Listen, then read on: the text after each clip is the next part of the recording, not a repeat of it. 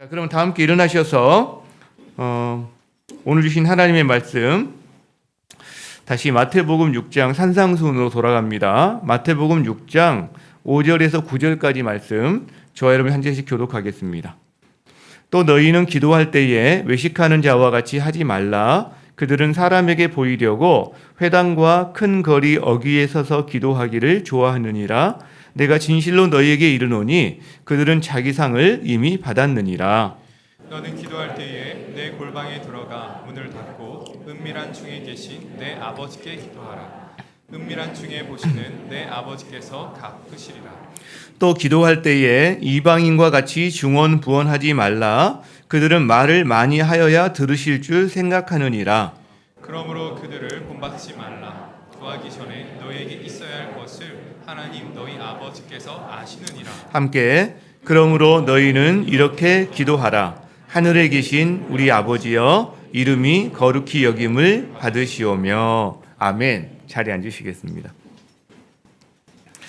저희 부부가 가끔씩 하는 놀이가 하나 있습니다. 그 아이들 어릴 적 사진을 보면서 이렇게 좀 낄낄거리고 웃고 노는 놀이인데요.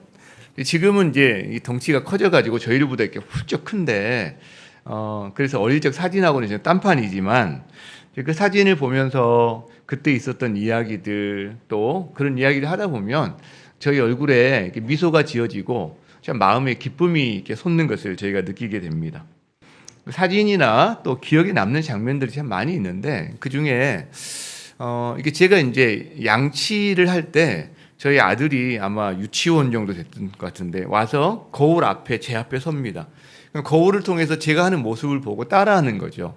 제가 이제 이렇게 하면 자기도 이렇게 보고서 이렇게 하고, 제가 이제 막 이렇게 하면 자기도 위아래로 하고, 이제 그 장난기가 발동돼 가지고 막 장난을 치기 시작하는데 제가 막 이상한 표정을 지으면서 막 이렇게 막 하면 자기도 똑같이 막 따라하고, 그랬던 기억이 참 많이 납니다. 교회에서 하는 것도 따라하더라고요.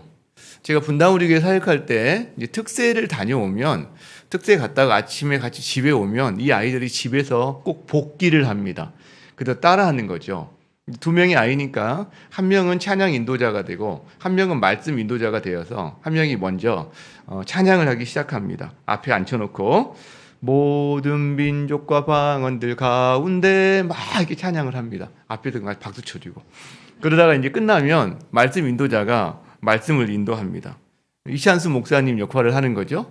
그러면서 주여 은혜를 주옵소서 주여 이걸 따라하게 하는 그런 일들을 많이 이렇게 경험했습니다. 아이들은 이렇게 따라하면서 자라가는 것 같아요. 이게 뭐 부모님이든 뭐 교회의 어떤 믿음의 선배들이든. 여러분, 그런데 기도도 그런 것 같아요. 기도도 따라하면서 자라가고 배우는 것 같습니다. 그 따라하는 사람이 뭐 부모님이기도 하고 뭐 목사님이기도 하고 또 목장의 목자님이기도 하고 뭐 여러 사람들인 거죠. 그래서 그분의 성향이나 기질과 상관없이 그분이 어느 분에게 혹은 어떤 교회에서 이 기도를 배우느냐에 따라서 기도의 어떤 스타일이 많이 형성되어 있는 것을 저희가 좀 경험하게 됩니다. 제가 청년 때 사랑의 교회를 이렇게 처음 나가게 됐거든요. 근데 사랑의 교회 다니는데 예배 때 대표 기도하시는 분들이 이렇게 기도를 하는 거예요. 살아계신 하나님, 항상 이렇게 시작하는 거예요. 저는 그래서 그렇게 기도하는 걸로 전 그때 이제 알고 한 20년 이상을 계속 그렇게 기도했던 것 같아요. 살아계신 하나님, 무조건 그렇게 기도했던, 따라하는 거죠. 예. 여러분, 그런데요, 우리가 기도를 누구에게서 배웠든지 간에 그거는 둘째 문제인 것 같고 더 중요한 문제가 있는 것 같아요. 더 중요한 문제. 누구에게 배웠다 할지라도 이 질문은 해보게 됩니다. 우리의 기도 생활이 지금 충만한가? 뭐 이분에게 배웠든 저분에게 배웠든 상관없이 그분의 기도 생활이 지금 충만한가? 여러분에게도 질문해보고 싶어요. 여러분의 기도 생활은 충만합니까? 여러분의 기도 생활에 기쁨이 있고 활력이 있습니까? 여러분의 삶에 여러분의 기도가 실제적으로 작동이 됩니까? 삶의 방향을 바꾸고 계기를 만들고 디딤돌을 놓고 이런 일이 일어나느냐는 거죠. 아니면 여러분의 삶과는 별로 뭔가 이렇게 연관성이 없는 그냥 형식적인 교회 다니니까 해야지, 심지어 기도를 하는데도 뭔가 마음이 텅 비어 있고 영적인 공허감마저 느끼는 어떤 이런 삶이 혹시 여러분 삶 가운데 있습니까? 그런 질문을 해보게 됩니다. 예수님 당시 사람들의 기도 생활은 어떠했을까? 그들의 기도 생활이 충만했을까? 이런 생각을 오늘 본문을 보면서 해보게 되는데, 오늘 우리가 읽은 본문에 이런 표현이 나와요. 예수님 말씀이죠. 그들을 본받지 마라. 그 말은 그 당시 사람들의 기도 생활에 있어서 뭔가 충만하지 못한 어떤 모습들이 있었던 것 같다라는 생각을 하게 됩니다. 그렇죠? 여러분, 그 당시 사람들 가운데 대표적인 사람으로 기억나는 사람 한 사람 있지 않아요? 니고데모라는 사람이 있습니다. 니고데모. 저희가 이번 1학기 때 리더반에서, 사역반에서, 제자반에서 김영복 목사님의 사김의 기도라는 책을 우리가 함께 읽으면서 함께 나눴던 그런 적이 있습니다. 참 어떤 좋은 책인데요. 거기에 이런 내용이 있습니다. 예루살렘에 한 사람이 살고 있었다. 그는 진지한 바리새인이었다. 또한 사내들인 의원이었다. 그는 어느 모로 보나 축복받은 것이 너무나 분명한 사람이었다. 그러나 정작 본인은 그렇게 생각하지 않았다. 그는 바리새인으로서 행해온 행위들의 회의를 느꼈다. 성전을 드나들며 수없이 제사를 드리고 안식일마다 회당에서 예배를 드리고 금식하고 기도하고 구제를 해왔음에도 여전히 영적 공허감을 느끼고 있었다. 가장 중요한 무언가가 빠져 있었다. 이런 표현이 나오거든요. 여러분, 그 사람이 바로 니고데모입니다. 니고데모. 당시에 좀 위선적인 어떤 바리새인 말고 니고데모는 정말 진지한 바리새인이었거든요. 하나님을 추구하는 그런 사람도 자기의 기도 생활에 충만함이 없었다라는 것을 우리는 간접적으로 경험하게 되는 거죠. 그러면서 이 저자가요, 김용복 목사님이 그런 말을 해요. 니고데모 이야기를 읽으면서 자기 한 가지 깨달았다는 거예요. 2000년 전에 그 사람이 지금 2000년 후에 지금 현재 나구나. 이분도 모태신앙이에요.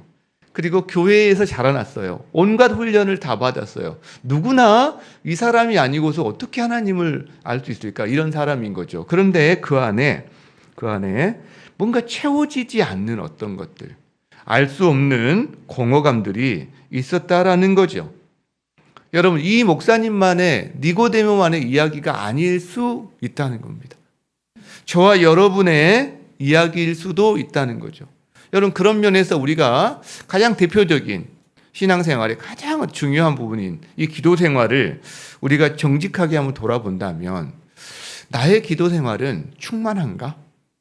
여러분, 이 질문 앞에 여러분, 난 충만해 라고 자신 있게 말할 수 있는 사람이 많았으면 좋겠어요.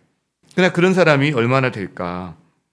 그래서 오늘 주님께서 이제 기도에 대한 부분을 말씀해 주시거든요. 저희가 지금 산상수훈을 살피고 있는데, 이 산상수훈 마태복음 5장에서 7장까지 내용 중에 6장 가운데 있는 이 내용이 어떻게 보면 가장 핵심적인 내용인데, 핵심이 바로 기도입니다. 오늘 그 부분을 주님께서 말씀하시는 거죠. 자, 주님이 왜 기도에 대한 말씀을 우리한테 가르쳐 주실까? 주님이 가르쳐 주신 기도를 우리가 주기도문이라고 하잖아요. 주기도문. 주님이 우리에게 가르쳐 주신 기도문, 주기도문인데 왜 이걸 우리에게 말씀하실까? 그대로 보고 하면 따라해 보라는 거죠. 따라하면서 잘할 수 있으니까. 그런데 이게 우리에게 어떤 부담을 주려고 막 그런 것이 아니랄 겁니다. 기도에는 기쁨이 있어요. 기도에 즐거움이 있어요. 충만함이 있어요. 주님이 그걸 우리에게 알려주고 싶으신 거다라고 저는 믿습니다. 그렇다면 오늘 예수님이 주신 말씀 한번 우리가 살펴볼 텐데요. 주님이 이런 말씀을 하세요. 하나는요, 그들을 본받지 마. 하지 않아야 될 기도 하나. 그리고 너희는 이렇게 기도해. 이게 주기도문인데 이 두 가지 우리가 중심으로 한번 살펴보려고 합니다. 자, 8절을 먼저 볼까요? 8절. 자, 그러므로 그들을 본받지 마라 이런 말씀하세요. 여러분 그들이 누굴까요? 저기 그들이 앞에 내용은 어떤 내용이겠죠? 앞에 두 가지 기도하는 모습이 나타납니다. 자, 그 첫 번째 5절이 나와요. 5절. 같이 한번 읽어봅시다. 시작. 또 너희는 기도할 때에 외식하는 자와 같이 하지 말라. 여기까지. 자, 어떤 기도예요? 외식하는 기도. 혹은 외식한다는 게 위선이거든요. 위선자의 기도처럼 하지 말라고 말씀하십니다. 그들 중에 한 명이 위선자인 거죠. 위선자. 당시 유대인들은, 예수님 당시 유대인들은 기도할 때 하늘을 향해 손을 들고 기도하는 모습이 좀 일반적이었던 것 같습니다. 자, 그런데 이 위선자들은 어떻게 하냐면 큰 거리, 사거리 같은데, 그 다음에 회당, 지금으로 말하면 예배당 같은데 가서 이렇게 손 들고 기도하기를 좋아하는 거예요. 하루에 3번 정도 기도 시간이 정해져 있는데 기도 시간이 되면 외출을 해서 그 기도 시간에 손 들고 기도하는 걸 좋아하는 거죠. 왜 그렇게 하죠? 사람들에게 저 사람 기도하는 사람이구나, 영적인 사람이구나, 참 경건한 사람이구나, 이런 인정과 칭찬을 받고 싶은 거예요. 그 사람의 기도는요, 초점이 하나님이 아닙니다. 사람이에요. 하나님을 영화롭게 하는 것이 아니에요. 자기가 영광을 받고 싶은 거예요. 그래서 주님이 이렇게 말씀하시는 거예요. 그들은 이미 자기 상을 받았다. 왜? 다른 사람들 인정과 칭찬을 받았거든요. 자기 영광을 받았거든요. 그러니까 기도가 다 그걸로 끝이다라고 말씀을 하는 거죠. 여러분, 오늘날 이런 유대인들처럼 기도하는 사람이 우리 가운데 많지는 않아요. 특별히 거리에 서서 막 손 들고 기도하는 사람 없죠. 식사 기도만 하더라도 누가 볼까 봐 그냥 딱 1초 눈 감았다 뜨는 게 현실인 경우도 참 많잖아요. 길게 하기보다는. 자, 그래서 이게 우리와의 기도와는 좀 무관할 것 같은 생각이 드는데, 그런데요, 우리도 이런 위선자의 기도를 할 수 있습니다. 언제? 내 기도의 초점이 하나님이 아니라 사람에게 가 있다면 위선자의 기도가 우리의 기도가 될 수 있다는 거예요. 여러분, 그래서 이런 기도는요, 이런 기도하는 사람의 특징은 혼자 있을 때 하나님 앞에서 기도를 많이 안 합니다. 여러 사람들이 있는 곳에서만 주로 기도하는 경향성이 있고요. 그것도 미사여구를 많이 쓴다거나, 그 다음에 거룩한 목소리를 낸다거나, 그 다음에 이게 사람한테 하는 건지 하나님한테 하는 건지 내용이 좀 헷갈린다거나, 어떤 이런 경향성을 볼 수 있다는 거죠. 주님은 여기에 대해서 대안을 우리에게 말씀하십니다. 그 대안이 6절에 나옵니다. 6절. 같이 한번 읽어보겠습니다. 시작. 너는 기도할 때에 내 골방에 들어가 문을 닫고 은밀한 중에 계신 내 아버지께 기도하라. 은밀한 중에 보시는 내 아버지께서 갚으시리라. 예수님이 이런 위선자의 기도에 대한 대안을 우리에게 주신 게 뭐죠? 골방 기도입니다. 골방 기도. 골방에 들어가라고 말씀하세요. 하나님께만 집중할 수 있는 마음과 환경을 갖추어라, 이런 말이죠. 여러분, 하나님께 집중할 수 있는 곳이라면 어디든 골방이 됩니다. 장소에 상관없이. 그럼에도 사실 기도하기를 즐겨하는 사람은요, 자기가 좋아하는 기도 자리가 있습니다. 기도 자리가 있어요. 집안이든 사무실이든 교회 새벽 기도든 수요 기도회든 기도 자리가 대부분 있습니다. 자기 기도 자리를 삼아요. 여러분에게는 기도 자리가 있으세요? 기도 자리가 있는 사람은 행복한 사람입니다. 사실.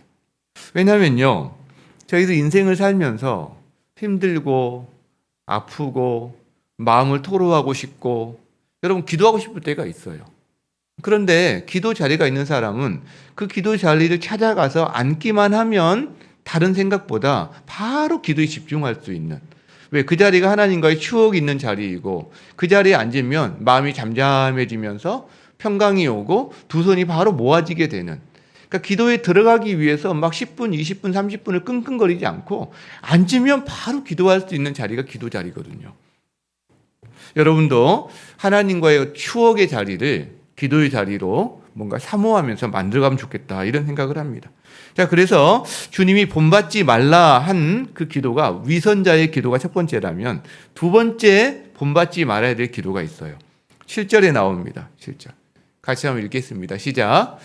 또 기도할 때에 이방인과 같이 중언부언하지 말라. 그들은 말을 많이 하여야 들으실 줄 생각하느니라. 여러분, 두 번째 주님이 금지한 기도가 어떤 기도죠? 중언부언하는 기도예요. 이방인의 기도의 특징이 중언부언입니다. 중언부언이 뭘까요? 중언은 말을 계속해서 반복하는 거예요. 반복한다. 부언은 첨가한다. 예, 꼬리에 꼬리를 물고. 그러니까 말을 반복하는 건데 반복하는 기도 자체가 나쁜 건 아닙니다. 예수님도 하셨고 바울도 했고 우리도 정말 갈급할 때는 여러분 급할 때 중언부언합니다. 반복합니다. 나쁘지 않습니다. 근데 뭐가 문제냐? 동기가 그래요. 동기가 나쁜 거예요. 중언부언을 왜 하느냐가 문제인 거예요. 이방인들은 기도는 중언부언 하는데 그들이 왜 그렇게 기도하냐면 그들은 알 수 없는 신에게 기도하거든요. 사실은. 그렇기 때문에 어떻게 해야 이 기도가 효력이 생기지 하면서 자기만의 방법들을 여러 가지로 개발을 합니다. 그 중에 하나가 반복이에요. 계속해서 수십 번, 수백 번 어떤 일정한 형식을 따라서 어떤 방식으로 기도하면 기도가 잘 이루어져 라고 생각한다는 거예요. 결국 뭐냐면 그 기도가 이루어지는 결정권자가 누구냐면 자기예요. 그 기도의 효력을 누가 좌지우지하느냐? 자기가 좌지우지해요. 기도하는 방법이 좌지우지한다고 생각하는 거예요. 그렇기 때문에 계속해서 반복하는 겁니다. 이것이 이방인 기도의 특징이에요. 하나님을 모르는 사람들의 기도의 특징이 세상 모든 종교의 특징이 바로 이런 중언부언 기도입니다. 실제로 대표적인 말이 지성이면 감천이다 이거예요. 지성이면 내가 정성을 얼만큼 했느냐에 따라서 어떤 방법을 썼느냐에 따라서 감천 하늘이 감동해서 효력을 이게 대표적인 하나님 없는 종교의 세상 종교의 대표적인 단어다라는 거죠. 여러분, 우리 같은 경우에 그런 경우 많지 않겠지만 하나님 백성들은 기도의 효력을 자기가 결정한다고 생각하지 않거든요. 하나님을 알기 때문에 하나님이 이 기도의 효력을 결정한다는 우리는 생각을 기본적으로 해요. 그럼에도 불구하고 우리가 실수할 수 있는데 금식 기도가 잘못하면 그런 대표적인 기도가 될 수가 있어요. 왜냐하면 이렇게 되면 금식이 순전함이 아니라 내가 굶어버릴 거야. 이거 안 해주면 나 죽어버릴 거야. 이래도 안 해주실 거야? 어떤 이런 마음에서 이게 비롯된 기도라고 한다면 그 금식 기도가 자기의 정말 온 정성을 다하는 어떤 기도라기보다 하나님을 협박하는 기도가 될 수도 있죠. 그죠? 여러분, 하나님을 믿는 백성들의 기도는 특별합니다. 세상의 모든 종교의 기도와는 달라요. 근데 왜 특별할까요? 우리의 기도가 특별한 이유는 우리가 특별하거나 우리의 기도 방법이 특별해서가 아니라 우리의 기도를 들으시는 하나님이 특별하시기 때문에 하나님을 믿는 백성들의 기도는 특별해진다는 거죠. 여러분, 오늘 우리가 두 가지를 살펴보았어요. 예수님이 본받지 말라고 한 기도 두 가지가 뭐였습니까? 첫 번째 뭐였어요? 위선자의 기도, 어떻게 보면 유대인들의 일반적인 기도. 두 번째는요, 이방인의 기도. 그죠? 이렇게 말을 했는데 여러분, 이 두 기도에 공통점이 있어요. 그게 뭘까요? 이 두 기도에 공통점이 있어요. 자, 위선적인 기도에 대한 대안으로 주님께서 무슨 말씀을 하시냐면 골방에 들어가 내 아버지께 기도하라. 이걸 대안으로 주세요. 그리고 이방인의 기도에 대한 대안으로 주님이 주시는 말씀이 뭐냐면 너희에게 있어야 할 것을 너희 아버지께서 아시느니라 이렇게 말씀하세요. 공통되는 단어가 뭐예요? 몰라요? 두 개, 예수님이 주신 대안에 공통되는 단어가 뭐냐고요? 나오는 단어가. 다시 말할게요. 골방에 들어가 내 아버지께 기도하라. 너희에게 있어야 할 것을 너희 아버지께서 아시느니라. 그렇죠. 아버지. 공통된 단어가 아버지예요. 그 말은 이 위선자의 기도와 그 다음에 이방인의 기도에 빠져있는 부분이 뭐다? 아버지가 빠져있다는 거예요. 아버지가 빠져있다. 그래서 본받지 말라 한 이 두 기도의 공통점이 뭐냐면 인격성이 없다는 거예요. 인격성이 없다. 여러분, 그래서 이런 거죠. 위선적인 기도 같은 경우 이렇게 되는 거예요. 부모하고 자녀 사이에 뭔가 지금 소곤소곤 은밀하게 나눠야 될 대화가 있는데 위선적인 기도한 사람을 예를 든다면 이렇게 하는 거예요. 죽전 사거리에 나가서 그다음 핸드 마이크를 들고 아버지 저 뭐 필요해요. 아버지와 대화한다고 하면서 스피커 들고 주변 사거리에서 계속 이야기하는 거예요. 날마다. 그것도. 그리고 자기는 아버지하고 대화했다고 생각하는 거예요. 위선자의 기도가. 이를테면. 저 사람은 그래서 야 아버지하고 굉장히 친하게 잘 지내는구나. 뭐 이런 칭찬을 받으려고 하는지 모르겠지만. 극단적으로 말한다면. 그리고요. 중원본하는 기도 같은 건 어떤 거겠어요? 중원본하는 기도 같은 경우는. 여러분 우리가 우리 자녀들의 필요를 다 압니다. 제 아들이 제 친구들 다 이렇게 뭐 나이키 신었던데요 하고 쑥 지나가거든요. 사달라는 말은 안 해요. 꼭. 예. 그럼 제가 이 친구가 이 녀석이 지금 뭔가 마음이 있구나라는 거 알잖아요. 그리고 뭔가 계획을 세우는데 그런데 요청 목록을 부모는 다 아는데 전혀 모른다고 생각해서 기도 리스트를 만들어서 요청 리스트를 만들어서 아침에 일어나자마자 방문 열고 들어와가지고 엄마 아빠 앞에서 요청 목록 1, 2, 3, 4 한 10가지, 20가지 이야기한 다음에 해주실 줄 믿습니다 하고 문을 쾅 닫고 나가버리는데 맨날 일주일, 한 달, 1년 내내 그렇게 한다고 생각해 보세요. 아침마다 와가지고 자고 있는데 일어나서 방문 열고 똑똑 들이고 와가지고 해주실 줄 믿습니다. 여러분 이게 중원본하는 기도랑 비슷하다라는 거죠. 둘 다 부모의 인격성을 무시한 거예요. 부모와의 어떤 관계성을 가지고 하는 기도가 아니에요. 그냥 뭔가 에너지로 기도를 드려야 되는 어떤 대상으로 전혀 그 사람은 상관없이 나 혼자 하는 어떤 거다라는 거죠. 그래서요, 이 기도의 특징들은 뭐냐면 기도 들으시는 분을 마치 알라딘의 요술 램프의 요정처럼 생각할 수 있는 여지가 있어요. 실제로. 관계성에 기반한 분이 아니라 기도를 또 마치 주문처럼 여길 수도 있어요. 주문을 잘하면 기도가 이루어지는. 우리가 어릴 적에 읽었던 재미있는 책 중에 알리바바와 40인의 도적이 있습니다. 예, 어떤 그 도둑들이 보물을 쌓아놓는 창고가 있는데 지금으로 말하면 자동문인 거죠. 자동문. 그 자동문에 들어가는 암호가 뭡니까? 열려라 참깨, 닫혀라 참깨거든요. 근데 욕심을 낸 형이 거기 들어가서 보물에 정신이 팔린 나머지 이 암호를 잊어버린 거죠. 주문을. 그래서 열려라 수박, 열려라 참외, 열려라 참외만 해서 참기가 생각났을 텐데 열려라 또 뭐가 있어 망고 뭐 별걸 다 했겠죠. 열려라 바나나 안 열리는 거죠. 무슨 말이에요? 기도를 마치 어떤 문이 열려지는 주문처럼 생각하는 거예요. 여기 나이가 좀 젊으신 분들은 해리포터 뭐 책을 보거나 영화를 보신 분이 그렇게 있지 않을까 싶은데 거기 보면 인상적인 장면이 하나 나오는데 그 마법을 익히는 장면이 나와요.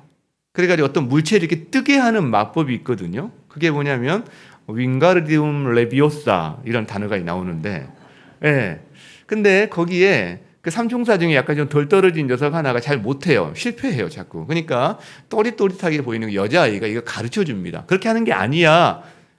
똑같은 주문인데요. 얘가 다시 하면 따라해봐 하면서 모션과 단어의 액센트와 라임을 갖고 잘해야 한다고 이야기합니다. 그래서 윙가르디움 레비오사 이렇게 하니까 딱 물건이 뜨는 거예요. 이게 여러분 이게 주문이거든요.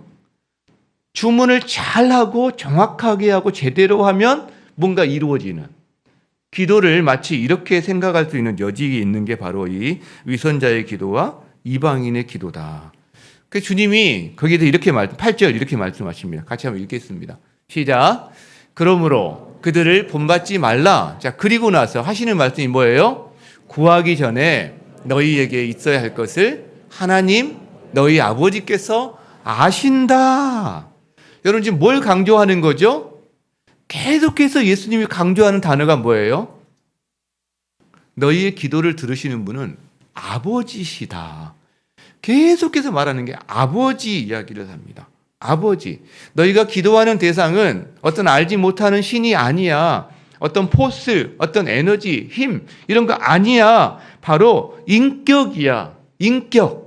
너희 아버지. 인격은 관계를 기반으로 해요. 그죠? 그리고 그 관계에서 중요한 것은 소통하는 거예요.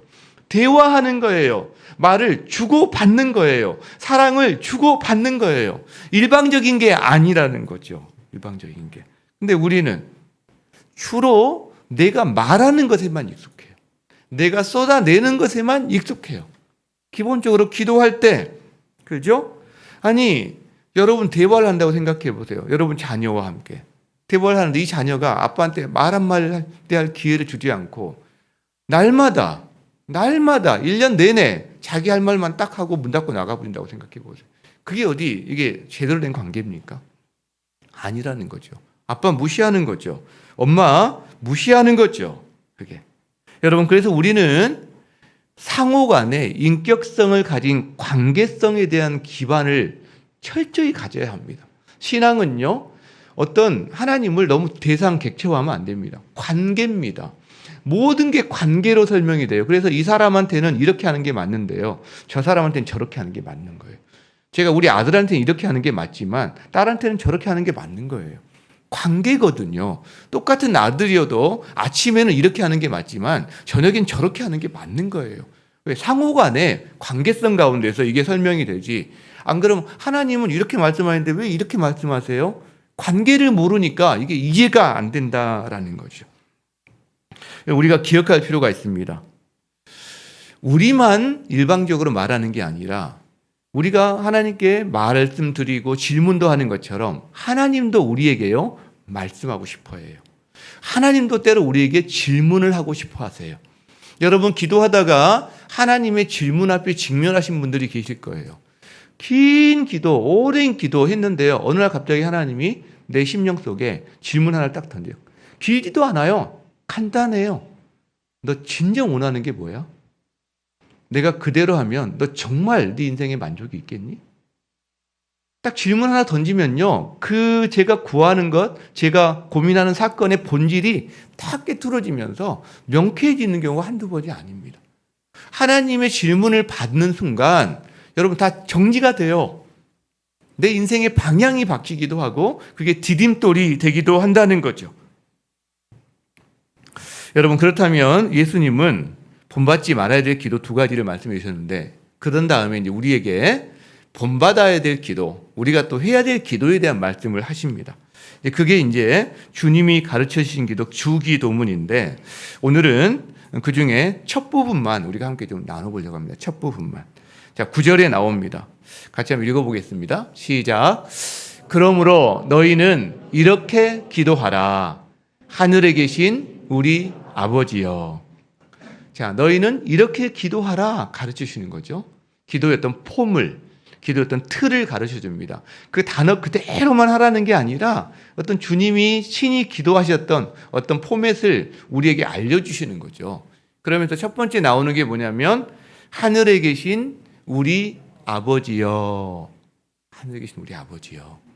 여러분, 여기서도 강조되는 단어가 지금 뭡니까? 아버지가 강조되는 거예요. 계속 같은 맥락인 거예요. 계속 관통하는 단어가 아버지예요. 아버지. 여러분, 기도의 대상은 우리의 아버지이십니다. 어떤 비인격체, 어떤 에너지가 아니라는 거예요. 근데 한번 생각해 보세요. 아버지는 하늘에 계신 아버지신데, 즉 만왕의 왕, 우주의 주권자신데 그분이 여러분의 기도를 들어야 될 이유가 있어요? 여러분, 우리의 기도가 그렇게 중요합니까? 여러분, 3살, 4살짜리가 엄마 아빠한테 와서 심각하게 자기 고민을 이야기하는데 그렇게 막 인생이 막 망가질 그런 고민들입니까?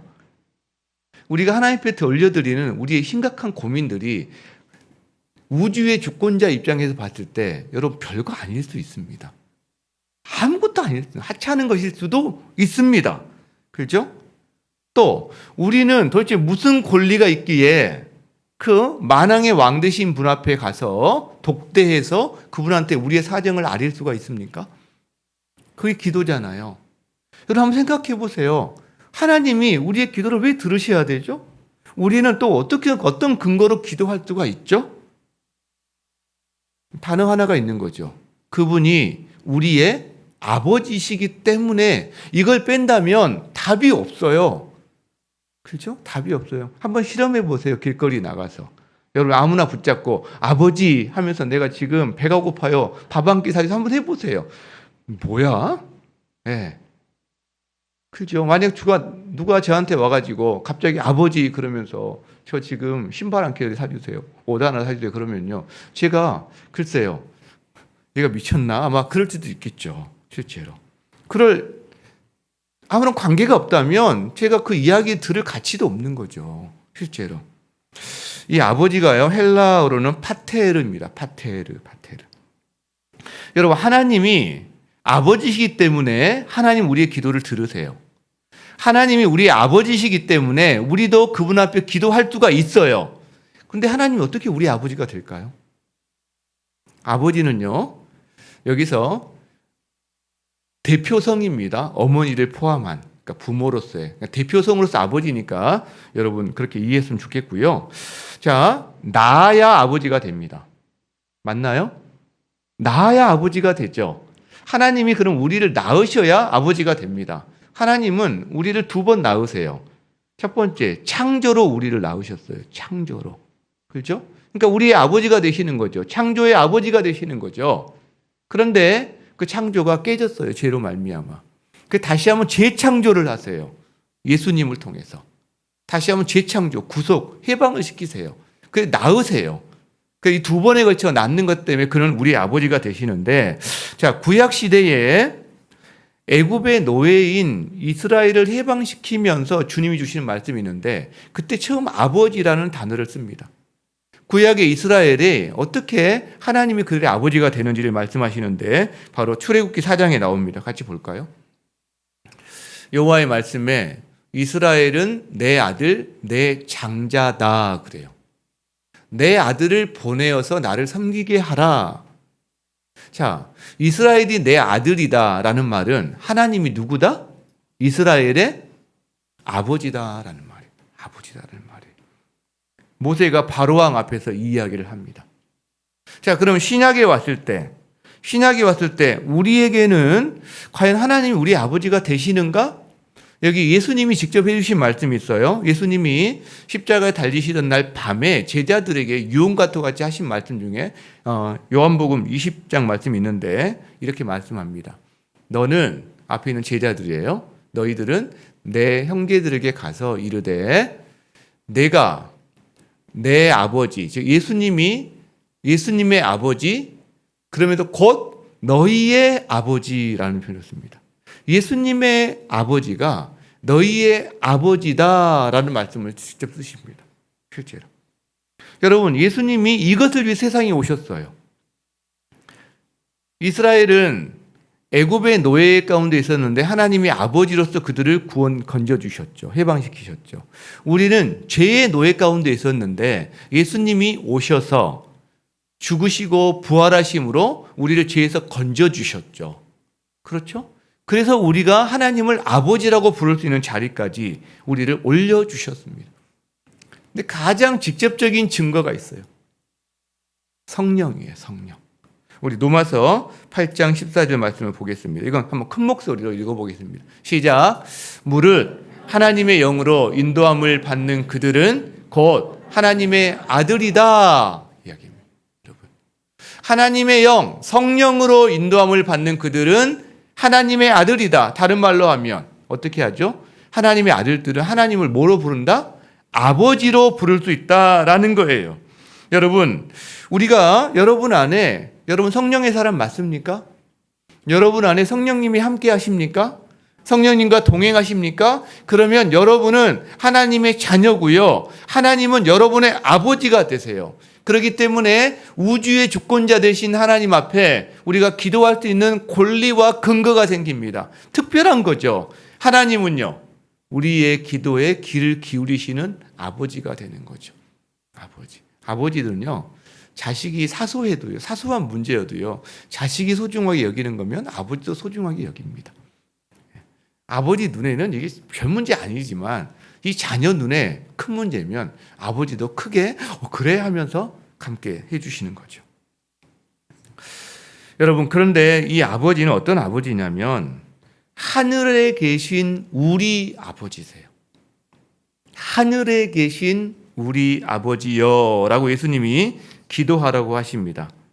자, 하늘에 계신다라는 말은 우리의 실존, 이 땅에 있는 것을 초월하시는, 우리의 인식을 넘어서는 분이다라는 거예요. 그래서 우리의 생각, 우리의 경험으로 하나님을 한정 지으면 그건 굉장히 어리석은 일이 됩니다. 우리가 하나님을 조금만 알아도요, 너무나 대단한 걸 경험하거든요. 기쁘고. 근데 그 조금 아는 게 사실은 하나님 전체가 태평양이라고 한다면 저희들은 물 한 컵 정도 마시고 있는 그 정도에 불과할 거다라는 거죠. 그래서 하늘에 계신 아버지를 생각할 때 우리의 기도에 있어서 우리는 무례해서는 안 됩니다. 만만해서도 안 됩니다, 하나님을. 그리고 여러분의 문제에 갇히는 게 어리석은 거라는 걸 우리가 알게 돼요. 여러분, 하늘에 계신 아버지는요, 문제보다 크시고 높으신 분입니다. 여러분이 해결해야 될 그 상황보다 하나님은 더 크신 분이세요. 능력이 있으신 분이라는 거죠. 여러분, 그럴 때 나는 땅에 있는 존재구나. 하늘에 계신 하나님께서는 이 문제를 해결할 수 있는 분이시구나. 그래서 나의 기도는 땅에 있는 내가 하늘의 하나님과 만나는 시간이 된다는 거예요. 어마어마한 일이 사실은 기도 가운데 있다라는 거죠. 놀라운 신비다라는 거죠.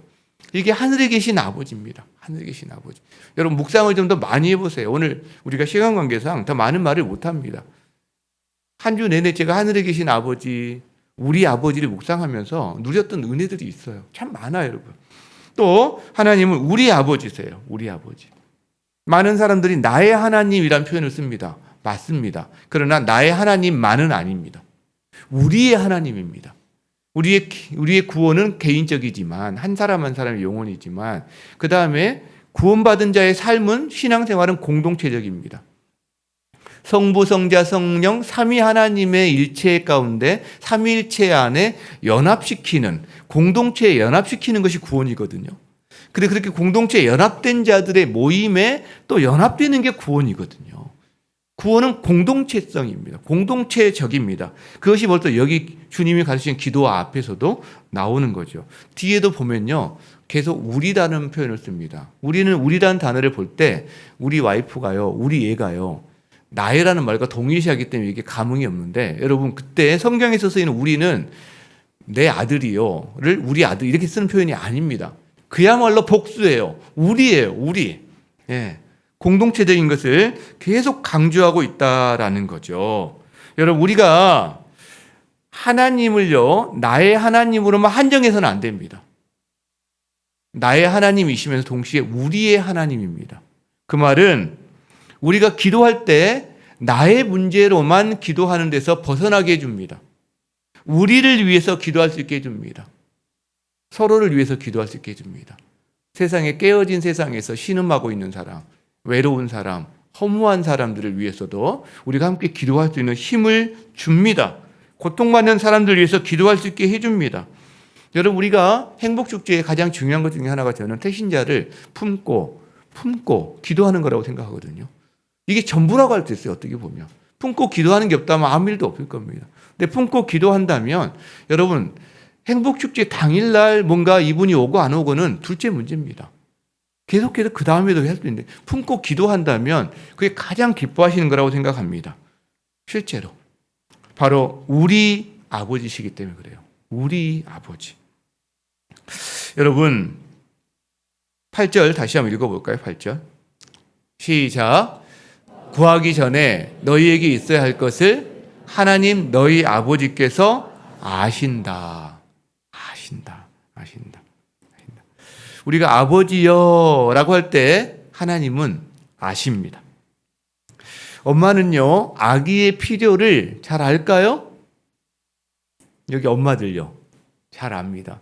아기가 태어나서 나 기저귀는 무슨 제품으로, 그리고 내가 뭣도 필요하고 뭣도 이렇게 아기가 리스트업을 해줍니까? 그럼 엄마가 그걸 보고 장봐옵니까? 그런 집은 없습니다. 엄마가 다 알아서 준비하는 거예요. 아기의 필요를 보고.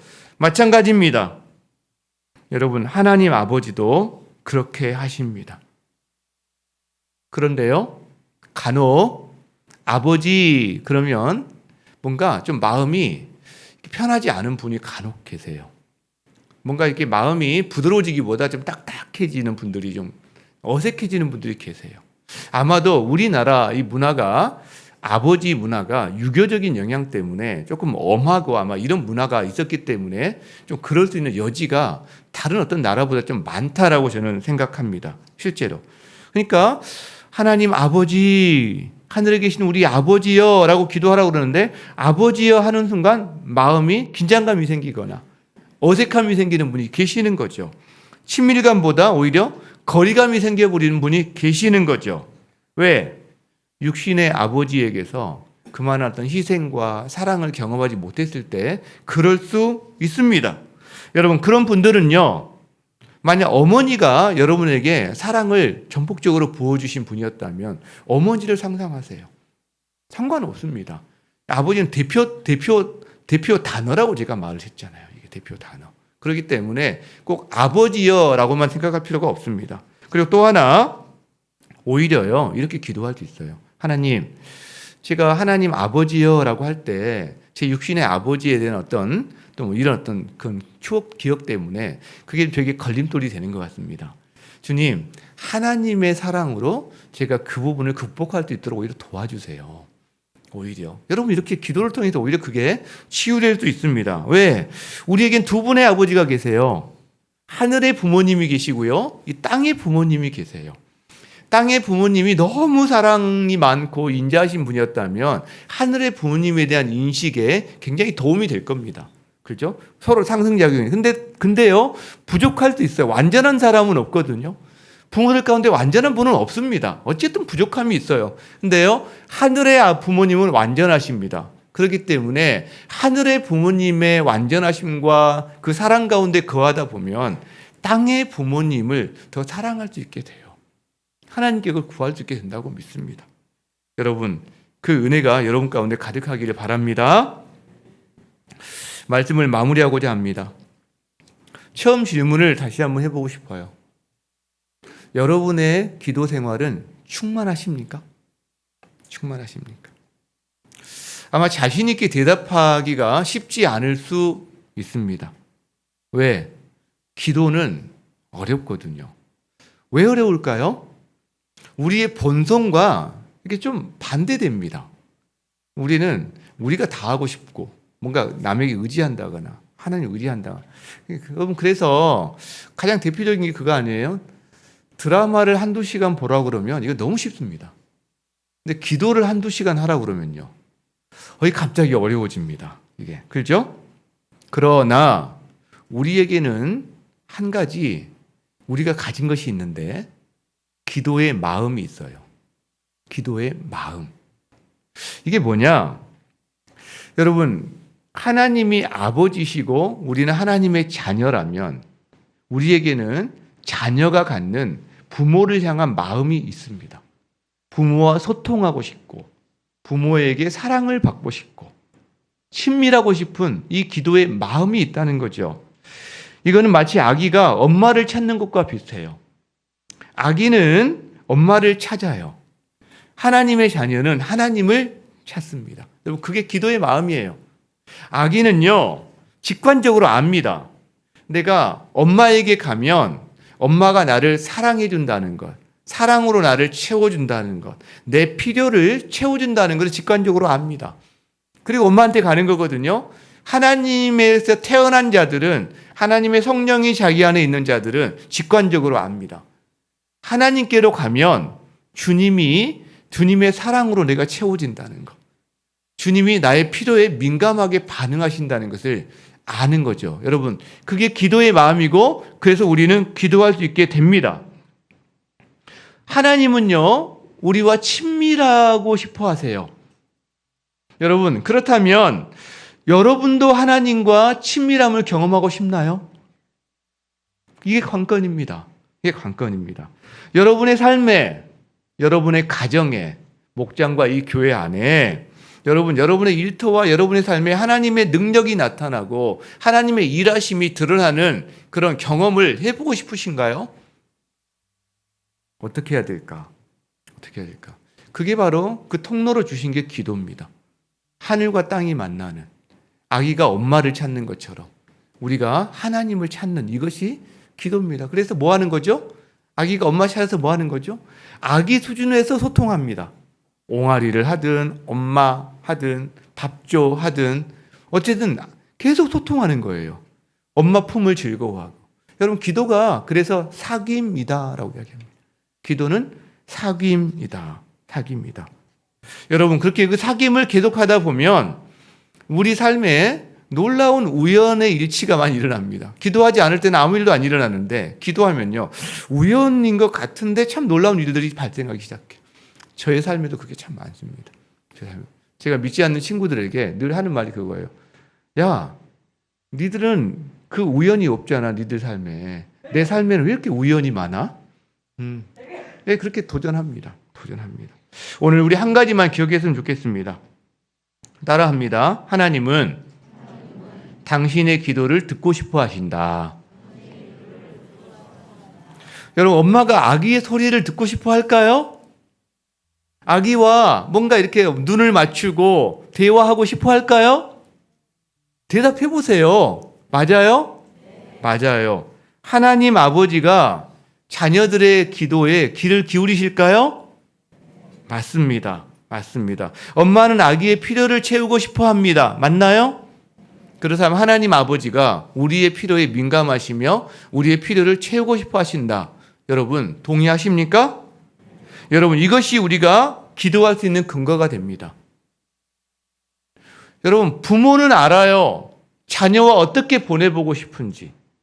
하나님이 바로 그 아버지라는 사실, 우리의 삶 가운데 이번 한 주 동안 다른 어떤 것보다 기도할 때요, 하늘에 계신 우리 아버지여, 계속 묵상하고 이 단어를 쓰면서 했으면 좋겠어요. 제가 잊혀지지 않는 기도가 있어요. 지하교회 한 성도가 녹음된 파일 옛날 돌아다니니까 아마 있을 거예요. 다른 말 안 해요.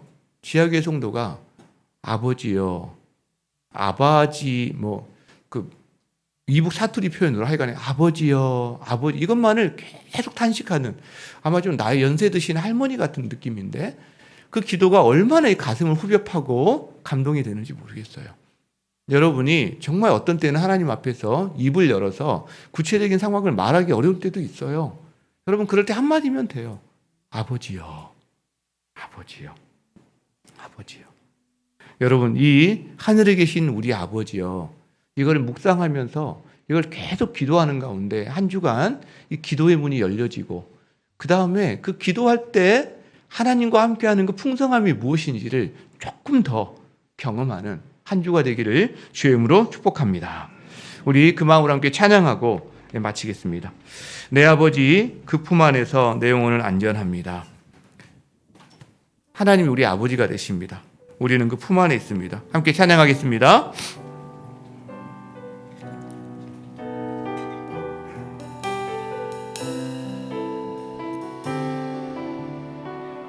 내 아버지, 그 품 안에서 내 영혼은 안전합니다. 주 손길로 내 삶을 안으시니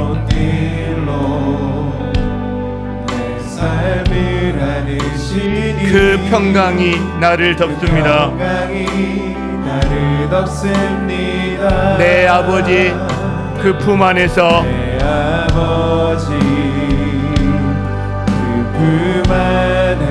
우리의 고백입니다. 내 영혼은 안전합니다. 주 손길로 내 삶을 안으시니 그 평강이 나를 덮습니다. 나 비록 넘어지며 흔들리지만 주 내 안에 거하며 나를 붙드시니 내 생각을 주께로 돌리고 주시는 평강의 옷을 입습니다. 주 약속 안에서 약속 안에서 내 영혼 평안에 영혼 평안에 내 뜻보다 크신 주님의 계획 하실래. 두려움 다 내려놓고 다 내려놓고 주님만 의지해. 주 안에서 내 영혼 안전합니다. 맞습니다. 그 품 안에서 우리 영혼은 안전합니다. 여러분 흔들립니까? 두려움이 있습니까? 하늘에 계신 우리 아버지여 기도하면서 한 주간 동안 주 안에 있는 자의 평안을 누리시기를 주님을 축복합니다. 제가 기도하고 마치겠습니다. 살아계신 하나님, 또 사랑하는 주님, 이 시간 주의 은혜로 우리에게 주님이 가르치신 기도를 말씀하시니 참 감사합니다. 아버지 한 가지만 우리가 기억하기를 원합니다. 하나님은 우리의 기도를 듣고 싶어 하십니다. 주님이 우리의 아버지가 되시기 때문입니다. 주님, 우리는 만왕의 왕 되신 주님 앞에 기도할 수 있습니다. 우리는 당신의 자녀가 되기 때문입니다. 아버지, 이 특권을, 이 충만함을 아버지 우리 성도들이 온전히 누리게 하여 주시옵소서. 하나님, 곤고하고 허무하고 외롭고 힘든 이 세상 한복판에서 주님 앞에 나아갈 때 이 놀라운 평안으로 함께 하시는 주님의 임재를 경험케 하여 주시옵소서. 그렇게 이끄실 주님을 찬양하며 예수님의 이름으로 기도드립니다. 아멘.